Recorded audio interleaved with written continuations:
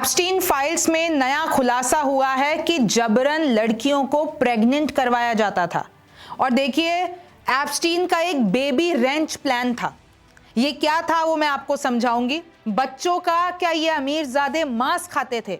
ये भी कुछ दावे सोशल मीडिया पर आए हैं। इन सब का सच क्या है, रिमझिम के 5 पॉइंट्स में आपको जानना है। सबसे पहले देखिए, एप्स्टीन ने जबरन लड़कियों को प्रेग्नेंट किया। दूसरा है, एप्स्टीन का बेबी रेंच प्लान क्या था। तीसरा है, ये ट्रांस ह्यूमनिज्म जैसी सोच क्या है और ये आइडिया क्या है, ये प्लान क्या है जिसके पीछे एप्स्टीन लगा हुआ था। चौथा है, क्या बच्चों का मांस खाते थे ये अमीरजादे। और पांचवा है, एप्स्टीन फाइल्स में नए दावों की सच्चाई क्या है। नमस्ते, मेरा नाम रिमझिम जेठानी है और आप मेरा शो रिमझिम के 5 पॉइंट्स देख रहे हैं। ये तस्वीरें आपने भी देखी होगी।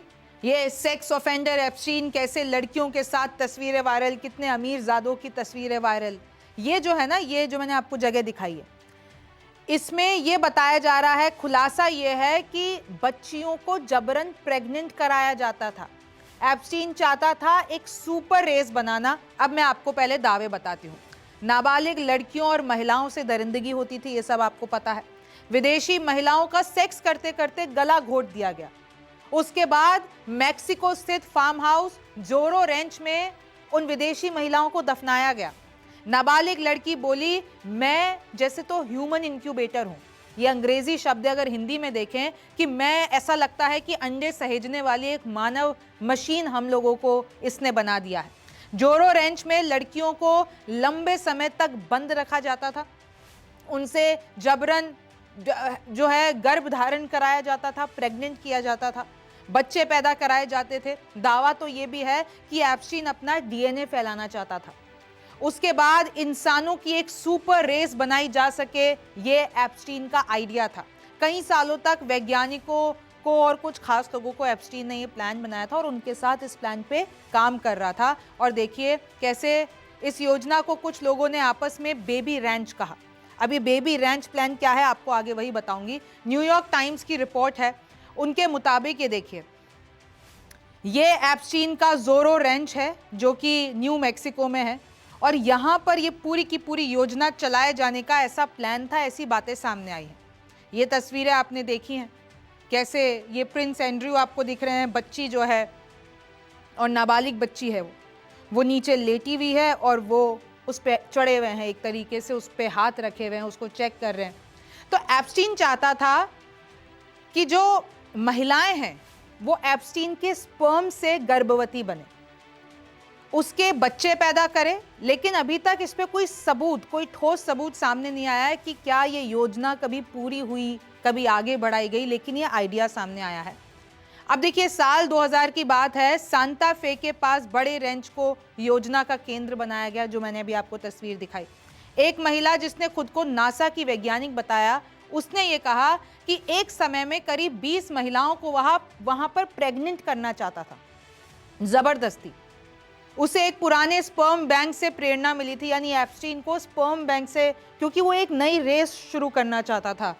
जहां अब ये जो स्पर्म बैंक था वो क्या था, यहां पर नोबेल विजेताओं से स्पर्म लेने की कोशिश की गई थी। वैसे तो बहुत लोगों ने नहीं, मतलब बहुत नोबेल विजेताओं ने नहीं दिए थे, मगर एक नोबेल विजेता ने स्पर्म दिए थे। अपने शरीर को सुरक्षित रखने की बात करता था एप्स्टीन कि अगर मैं मर भी जाऊं तो मेरा जो शरीर है वो सुरक्षित रहे, ताकि फ्यूचर में इसका रिवाइवल हो सके। मरने के बाद शरीर को फ्रीज करने जैसी तकनीक इसे कहते हैं।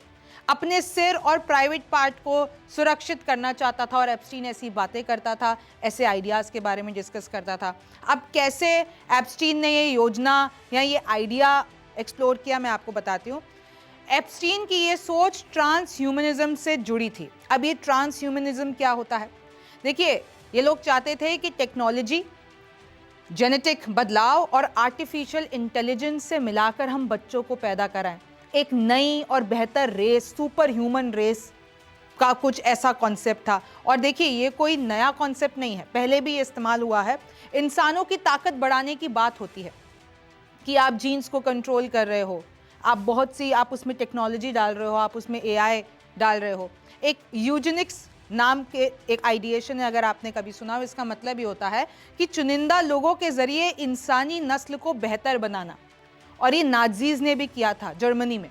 इस सोच का इस्तेमाल बाद में नाजियों ने भी किया था। उन्होंने भी किया, जब हिटलर राज किया करता था तो उनकी ये आर्मी क्या किया करती थी, इन लोगों ने डिसेबल लोगों को मार दिया ताकि वो आगे जो है बच्चे पैदा नहीं कर सके।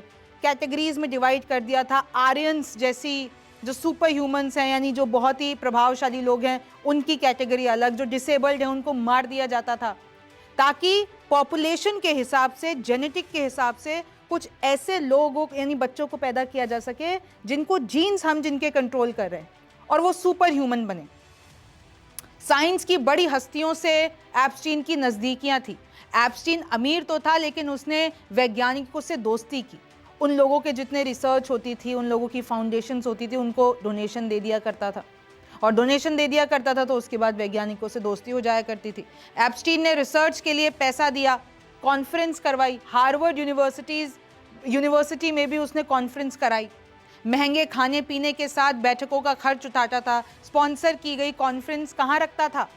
अपने ही वर्जिनिया आइलैंड में। देखिए, वर्जिन आइलैंड्स में अपनी एक कॉन्फ्रेंस कराता था और कौन कौन से कुछ साइंटिस्ट की तो तस्वीरें भी आपने देखी हैं।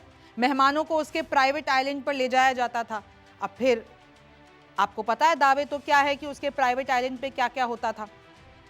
जैसे कि देखिए, नोबेल प्राइज विनिंग साइकिस्ट मुरे जेलमैन, इनका नाम आया। स्टीफन हॉकिंग, आपने तस्वीर भी देखी होगी। Biologist Stephen J Gould, genetic engineer George M Church और बहुत हस्तियां, बिल गेट्स से लेके बिल क्लिंटन से लेके प्रिंस एंड्रयू तक लेकर, नहीं बड़ी बड़ी ट्रम्प, बड़ी बड़ी हस्तियों का नाम इसमें आया है। और देखिए, अगर ये सवाल पूछा जाए कि क्या एप्स्टीन के बच्चे थे, तो एप्स्टीन की वसीयत में किसी बच्चे का जिक्र नहीं है। साफ नहीं है कि बच्चे थे कि नहीं थे। 2011 का एक ईमेल मिला है जिसमें एक जानी मानी शख्सियत ने बच्चे के जन्म की बधाई दी है एप्स्टीन को, यानी कि उनके बच्चे हैं, लेकिन उनका ऐसे पब्लिकली कोई भी डेटा या कोई सबूत उपलब्ध नहीं है। अब अगला सवाल यह है कि क्या सच में बच्चों का मांस खाते थे ये अमीर? क्योंकि दावे ये सामने आए हैं और नए दस्तावेजों में कैनिबलिज्म जैसे कुछ शब्द मिले हैं। अब जो ये कैनिबलिज्म होता है वो इंसानों को खाना, यानी इंसानी मांस का भक्षण, यानी कि ये बच्चियों के साथ, नाबालिग बच्चियों के साथ सिर्फ सेक्स ऑफेंस नहीं करते थे, उनका मांस खाया करते थे, उनका खून पिया करते थे। ये सोशल मीडिया पर दावे फ्लोट हो रहा है, लेकिन इसकी कोई ऑफिशियल जानकारी नहीं है। ईमेल में कुछ ऐसा पर्टिकुलर नहीं आया है, लेकिन कैनिबलिज्म शब्द इस्तेमाल हुआ है। आइलैंड पर बच्चों की बलि देते थे और उनका मांस खाते थे, ये एक दावा है सोशल मीडिया पे भी, और ये बहुत पहले दावा किया गया है। नरभक्षी यानी कि कैनिबल शब्द 52 बार और नरभक्षण यानी कि कैनिबलिज्म 6 बार इस्तेमाल हुआ है, ये जो नए ईमेल खुले हैं। लेकिन वो ऐसे एकदम डायरेक्ट नहीं लिखा हुआ है कि ये लोग मांस खाते थे, या ऐसा कुछ नहीं है, सिर्फ शब्द का जिक्र हुआ है। ऐसा कोई ठोस सबूत अभी इस बात का नहीं है। अब सोशल मीडिया पर कुछ जो है फेक तस्वीरें भी वायरल कर रही हैं जो कि AI से बनाई हुई हैं, तो उस पर आप यकीन मत कीजिएगा, लेकिन अभी इसका कोई ठोस सबूत सामने नहीं आया है। जांच बैठेगी तब इस दावे की सच्चाई पता चलेगी। अब देखिए, एप्स्टीन फाइल्स में 30 लाख पेज सामने आए हैं, 1,80,000 तस्वीरें हैं, 2,000 वीडियो सामने आई हैं।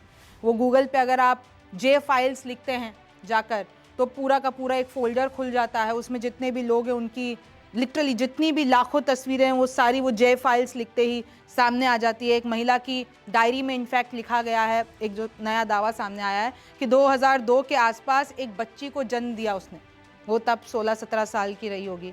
जन्म के कुछ ही मिनटों बाद बच्ची को उससे अलग कर दिया। पुराने वीडियो में एप्स्टीन के घर की टेबल पर DNA टेस्ट किट भी दिखे हैं। तो अलग अलग चीज़ें दिखी हैं, स्पॉट हुई हैं, ईमेल में बहुत कुछ मिला है, बहुत लोगों का जिक्र है, लेकिन सीधा सीधा आरोप इस बात का अभी तक सामने नहीं आया है। जो मैंने आपको ये बताया है कि भाई प्रेग्नेंट कराया जाता, अब इसका भी कोई ठोस सबूत यानी एग्जैक्टली नहीं लिखा हुआ है कहीं पे, लेकिन अलग अलग जब हम पीसेस जोड़ते हैं तो ये सामने आते हैं। और देखिए, ये जो तस्वीरें हैं, ये जो दावे हैं, ये बहुत ही झकझोर देने वाले हैं, दिल को दहला देने वाले हैं। वीडियोस वायरल हैं, तस्वीरें वायरल हैं, आपने भी बहुत देख ली होंगी।